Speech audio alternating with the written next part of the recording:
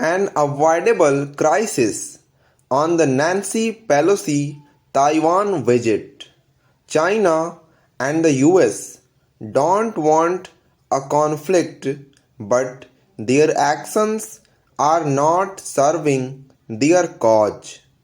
The visit to Taiwan by the US House Speaker and veteran Democrat politician Nancy Pelosi has risked triggering a fourth Taiwan Strait crisis and a dangerous escalation amid already worsening relations between the world's two biggest powers. Mrs. Pelosi is the highest ranking US official to visit Taiwan in 25 years, the first by a House Speaker since Newton Gingrich's trip in 1997. That visit took place in the aftermath of the third Taiwan Strait crisis, when China conducted missile tests in response to then Taiwan President Lee Teng-hui visiting the US. In a phone call on July 28, US President Biden sought to assure his counterpart Xi Jinping that the US policy has not changed, but that does not seem to be the view in Beijing, as China's foreign ministry put it on August 2.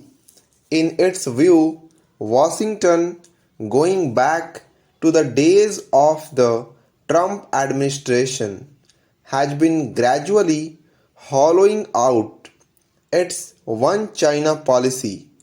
In the call, Mr. Xi warned Mr. Biden that those who play with fire will perish by it, and said he hoped that the US will be clear-eyed about the consequences.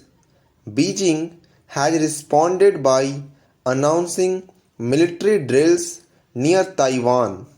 More countermeasures could follow. The latest crisis comes at a time when China-US relations are already on edge.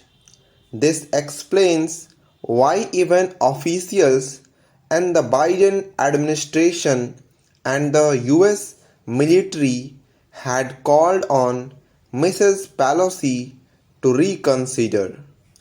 Ironically, that prospect was likely diminished by China's stern public warnings, which all but ensured the trip would go ahead, as a cancellation would have been politically costly for the Biden administration. Domestic political considerations appear to be driving both sides into their respective corners in this entirely avoidable crisis. Mr. Xi is 3 months away from a politically sensitive party congress that will mark the start of his third term. White House officials have made that point that Mrs. Pelosi represents a different branch of government, and members of Congress have traveled previously to Taiwan, that the visit appears to have been driven largely by Mrs. Pelosi, who has been sharply critical of China's policies in Tibet, Xi Jinping, Xinjiang and Hong Kong, rather than by the Biden administration, has not appeared to have assuaged Beijing. A sharp response, in Beijing's view, would dissuade other countries from engaging with Taiwan at higher political levels. It may also burnish Mr. Xi's status at home. The fact that neither side wants nor can afford a military confrontation may yet see the current tensions diffused with each side walking away and claiming a show of strength for their domestic audiences. The latest crisis has, however, made clear the perilous state of relations between the world's two biggest powers. It is unlikely to be the last.